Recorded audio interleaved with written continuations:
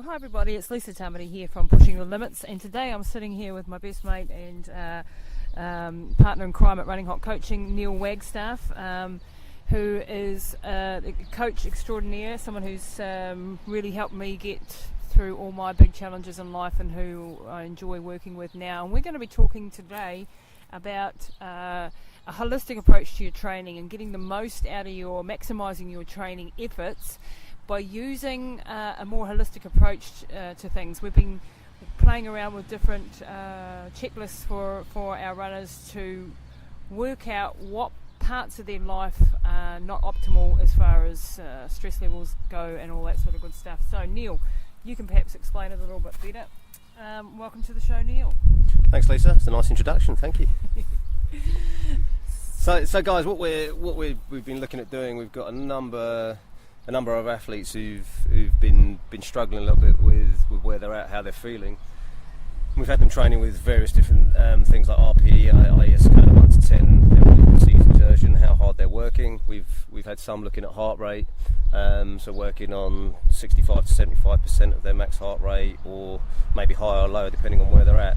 But what we've found with some of the study and research we've been doing, we've been getting better results by stripping it back a layer further and actually looking at a wellness check or a health check before you go out and train. So what we really want to be doing is taking a truly holistic approach to training and a truly holistic approach to running as well. So what I'm going to talk you through now is just a few things that you can check in with each time before you train each day, before each training session. If your scores on these check-ins are high, you should be good to go out and play. If your scores on these check-ins are on the low side, then it may be that you want to look at a slightly different type of training to make sure you're still maximising your results in the future. So what we've got is the first thing we're going to talk about is sleep. So sleep is one of the best wins you can get to get better results. If your sleep is low, i.e. you're getting less than sort of 7 or 8 hours a night and you're trying to operate on 5 or 6 hours, and your body's not adapting, you're not getting faster, stronger, you're not feeling fitter and healthier, then you need to do something to get some more sleep. So number one is we're going to look at sleep. Those of you who need to get some better physical repair, you want to be making sure you're getting to bed pre 10 o'clock. Lights out by 10, your body is going to recover. You probably didn't want to hear that, listen. Life advice, yeah. You probably didn't want to hear that, but your body will recover from a physical point of view between 10 p.m. and 2 a.m. So if you're going to bed at midnight, you're losing growth, you're losing gains, you're using the ability to get faster, stronger and fitter. Those of you who've got some more emotional stuff to deal with, your body from a psychological point of view is going to recover and develop between 2 a.m. and 6 a.m. So if you've got some emotional stuff you're working through, then stay in bed, give yourself a bit of a line. If you can work that in, even if it's only a few times a week. So physical, you need to be in bed early and recovering well. If you're not getting the results you want, give yourself some sleep. That is one of the best medicines in the world. So again, we're rating ourselves on a scale of 1 to 10. So before you train, if you rate yourself on a scale of out of 10 being great, 1 being poor, you're a 4, question whether you should be doing a hard session. Because if you do, you might not quite get the output you're looking for. So what are some of the implications when we look at these different pillars, and we're going to go through a list of different things that you should be looking at every day before you go out and do your training? What are some of the implications of when, say, going out when you're sleep deprived and you're dehydrated and then doing a smashing long hard run or some such? So we've talked about it in some of our previous discussions, Lisa, and we've been talking about it today as well, is imagining the analogy of a bucket. So if you've got a lot of things going on in your bucket, family commitments, life commitments, work commitments, training commitments, and then you throw lack of sleep in there on top of it, then the implications are that you'll be breaking down your body, which you want to do in the training. You want to cause some sort of trauma so you get some growth and development, but you're not going to have the recovery time to allow your body to grow and repair, which is the point that you become better, you become stronger, you become fitter. So you're going to miss that part. So you're going to be actually doing, more damage to yourself than good sometimes by going out when you're not optimally prepared for that training session. Correct. Yeah. All right, Correct. so let's look at some of the other pillars that you need to look at, or some of the other areas of your life that need to be under control. So number 2 on the check-in sheet we're going to be using with the team is nutrition. And there's a lot of information out there on nutrition. Probably the simplest and the easiest way to look at it for this example is making sure that you've eaten well in the past couple of days. So again, on a scale of 1 to 10, and 1 being you haven't eaten well, and 10 being that you've eaten exactly as you should. One of the best ways to do this is just make sure that you're eating right for your macronutrient profile. So some of you are going to be operate better as a protein type. Some of you operate better as a carb type. Some of you are going to be mixed. Where's a resource and people can find out this macronutrient profiling is a new way of looking at what type of body type or genetic type you have to understand what type of foods work best in your body. So this is a system that's sort of very popular at the moment. Give us an example where we can find a resource like that. So a resource like that, Ben Warren and his team at BPure have got some great information. So they've got some real cool stuff. And if you just have a good look through Ben's blogs and just search macronutrient profile eating for your type, you'll get some great results there. Yeah, so that's bpure.co.nz for anyone who's interested in that. And yeah, Ben, I mean, a lot of what we've learned has come from talking to Ben, trial and error, and that's the other thing I want to emphasise as well with the nutrition. It is about trial and error. So once you find where you're at, you then want to fine tune, and you're fine tuning to maximise your energy levels. So if you get it right as you fine tune and work out which foods work best for you, you'll then be in a position that you'll be eating well each day. The more consistently you're eating well and for your type, the more your energy is going to go and the more results you'll get. Yep. Okay, so nutrition number 2, hydration. One of the biggest things at a gym in Hawke's Bay and Havelock North that we see is that one of the biggest wins we get is getting people to drink enough water. I'd say probably 80, probably close to 90% of people that come in that we talk to aren't drinking enough water. And what we mean by that is drinking enough water, so ideally it should be filtered in some way, depending on where they're at, especially from a runner's perspective. Look at getting electrolytes in it. At a minimum, get a pinch of good quality organic sea salt in it, so we're making sure the minerals, electrolytes are there as they should be. But what is the implications of, say, like when you don't have electrolytes and you're drinking plenty of water but you're peeing it out? Yeah, you'd be spending a lot of time in the bathroom. So the way we usually do it is get people to increase their water first. If they find that they're spending more time in the bathroom, we then get them to add the electrolytes after that, which then means their body will start to utilise it, hold on to it, and use it to fuel them.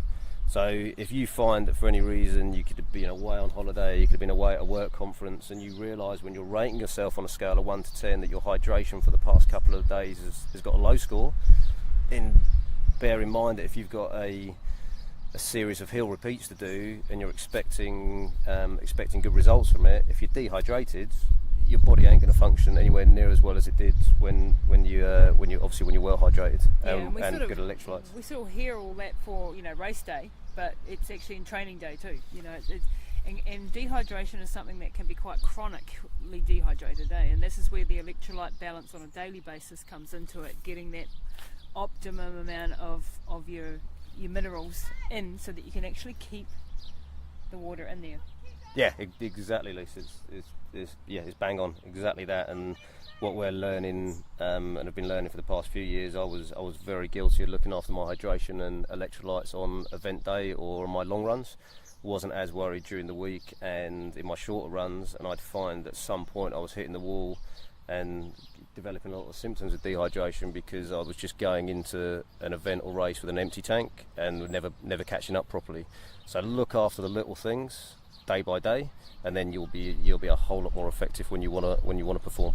Yeah, so this is all about optimising your training. You put in all the hard work of the training in, but if all these other factors and sectors of your life are a mess or not optimal, then you're not going to get an optimal output either. And some of this takes a bit longer than others to implement too. Getting the right macronutrients, the right things into your body takes a bit of time, and rehydrating properly and all that sort of thing, and supplementation. But if you're doing it on a daily basis, rating yourself on a daily basis in all these areas, then you know that your training should be beneficial. So what's the next pillar, if you like? Movement. So and with that we're looking at how much you've done in the past few days. So movement can be looked at in a number of ways. One is, have you done enough movement to keep yourself flexible, mobile and active, so you haven't been sat stationary. The other way of looking at it is how much movement you've done from an exercise point of view. So you throw those things in the mix. Again, rate yourself on a scale of 1 to 10. 10 being great, you've done the right amount of movement as per your program, as per what works for you and what's right for you, versus not doing enough and the score being down low at 1 or 2. So it's just asking yourself that question. It's going to be pretty subjective for each individual, but ask yourself that question: have I moved as I should have done?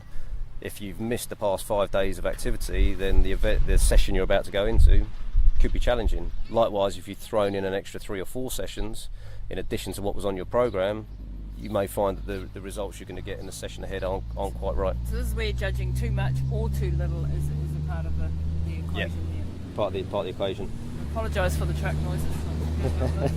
It's a nice spot we're relaxing in, though, isn't Yeah, it? we're in a Nice spot. Energy-wise, how much have you got? Very, very simple here, and be honest with yourself. Again, 1 being there's no energy in the tank, 10 being you're rocking and rolling, and you can take on the world. If you've got the other things that we've previously been talking about right, your energy level should be at a good level. So you should consistently have a nice sort of 8, 9 or 10 on your energy, which means that performance-wise in your training and your running programming, you should be completing sessions as you want to. Yep. Okay. Yep. So that's your energy. So far, just to recap, we've gone over sleep.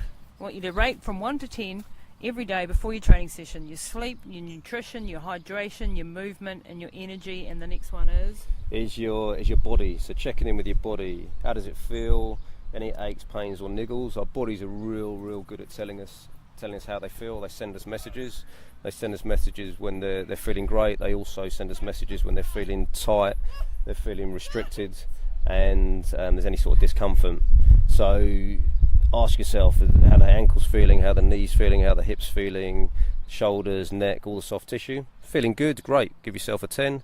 Feeling like you've had a twinge in your Achilles for the past 3 weeks, start to do something about it and really assess what you're going to do training wise in the days ahead. Make sense? Yep, makes sense. All right, moving on to the next one there. Stress. So stress is, just to make clear It's a here, huge one. 10 is good here in this example. So if your stress is i.e. low, then you're going to score it a 10 because you're feeling great and ready to play.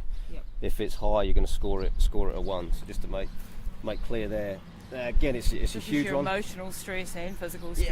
Yeah, it's just how your body's feeling, how you're feeling from an anxiety point of view, how you're feeling with how much you've got in the day, how in control you're feeling, and again coming back to the bucket analogy, how much is in the bucket.